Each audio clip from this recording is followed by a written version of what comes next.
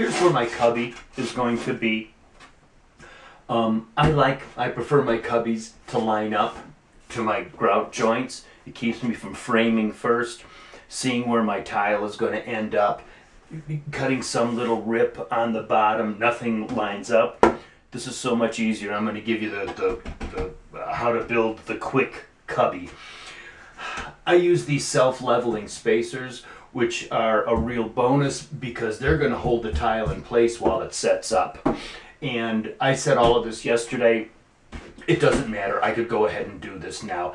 I knew about where my cubby was going to be, so I've removed lumber. I've routed my plumbing all around it where it needs to go to make sure that I would have this open. Typically, I would have had the cubby be one full square of tile. I've got a double stud pack here. I've got a 3-inch vent pipe here, and it just didn't allow me to do it in a block like this. And I could have laid all my tile out so that I had this full 12 by 24 here. But here's where the cubby is going to be. So after the tile is set, I'm going to take my drywall saw and I'm going to cut right exactly all along the tile and cut this hole out. I've measured my distance from the back wall to the inside of this GoBoard and cut some panels out of the 1/2-inch GoBoard.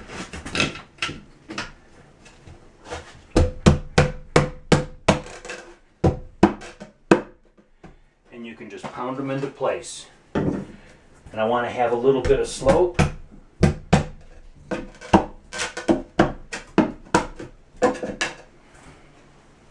You can pound them into place. You'll fit all of these around the back. Then typically I'll cut another piece of 1/4-inch GoBoard to go into the back, and I'll use some thin set or the GoBoard adhesive just to glue it onto here.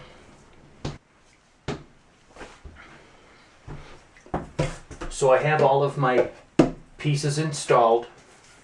I like to pound them in with my square, so I'm sure that I'm square to the back wall. And there I have my slope for the bottom shelf, square all the way around. Part of the beauty of the GoBoard is if you cut it too large, you can take a shave off of it. You can taper the back so that when you pound it in, you've got a good fit to the back.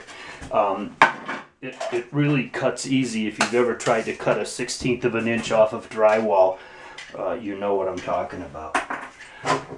So the GoBoard sealant, you'll find it where you find GoBoard.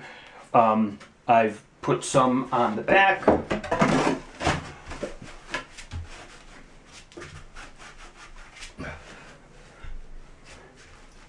You want to have some gap all the way around.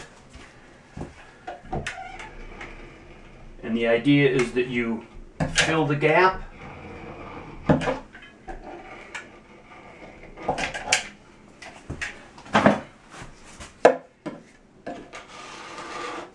And a 1-inch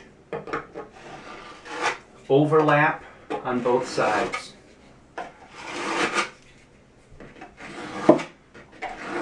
And you have a 100% waterproof cubby.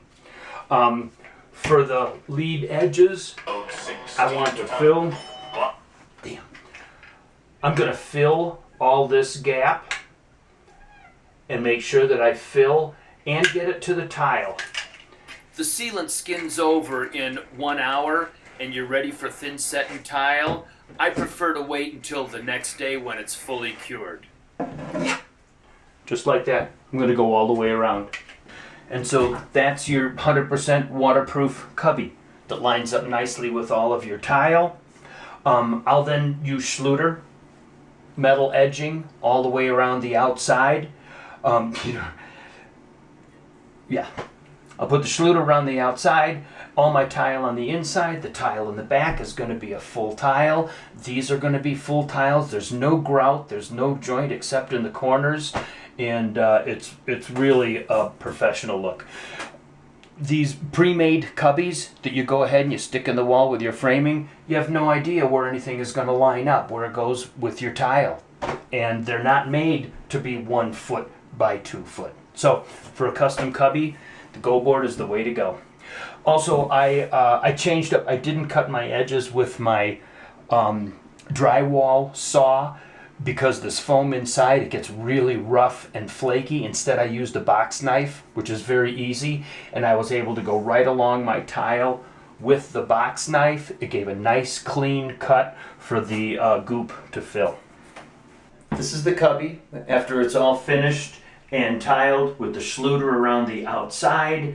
I've got my slope, single tiles all inside, no additional grout joints. Everything worked out quite nicely. Just a little technical stuff with GoBoard. It works nicely here, and I've used the GoBoard for my cubby when I've used Den Shield on my wall or any other drywall product. What I find with the Den Shield is that edge, the GoBoard sealant doesn't like to stick to that gypsum product very well. A little technical stuff, if you're using GoBoard on your walls, your regular drywall screws or galvanized nails want to be 6 inches on center apart from each other. If you use their GoBoard screws, which have a little bit larger head on them, they can be 8 inches apart. GoBoard also makes a nail with a washer on it, and those can be 12 inches apart. Again, your sealant wants to fill an 1/8 inch crack and have 1 inch on both sides. Cover all your nail holes. You have a 100% waterproof system. Again, I'm Steve Tattersall with Antares Tile in Boulder, Colorado. If you'd like any more information about the GoBoard, installation instructions, or drains, please send me an email, and I'm certain to respond to you. Thank you very much.